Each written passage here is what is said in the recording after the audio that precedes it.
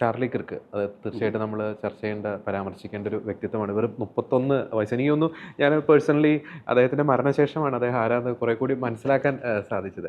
2016 ട്രംപിൻ്റെ 1.0 ആ ഒരു വിജയത്തിലൊക്കെ ചാർലി കിർക്ക് വളരെ നിർണായകമായിട്ടുള്ള പങ്ക് വഹിച്ചിട്ടുണ്ട്, പ്രത്യേകിച്ച് യുവജനങ്ങളുടെ ഇടയിൽ. അപ്പോൾ ഈ ചാർലി കിർക്കിനെ ലക്ഷ്യം വെച്ചവരുടെ യഥാർത്ഥ ലക്ഷ്യം ട്രംപ് ആയിരുന്നു എന്ന് നമുക്ക് പറയാൻ സാധിക്കും, അല്ലെങ്കിൽ ട്രംപിൻ്റെ ആശയങ്ങൾ?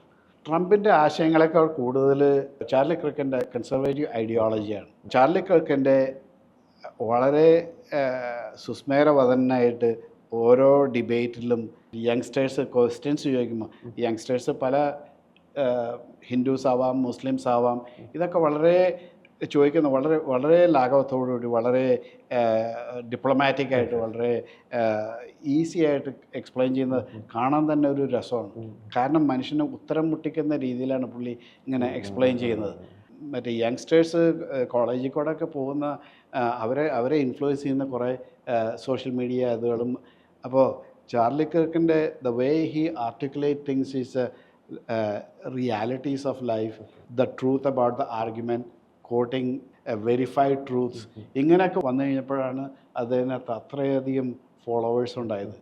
അത് ഡെമോക്രാറ്റിക് പാർട്ടിയെ സംബന്ധിച്ചിടത്തോളം, ലെഫ്റ്റിസ്റ്റിനെ സംബന്ധിച്ചിടത്തോളം, പ്രത്യേകിച്ച് LGBTQ ആ ഒരു ഗ്രൂപ്പിനെ സംബന്ധിച്ചിടത്തോളം വലിയൊരു ത്രെറ്റാണ്.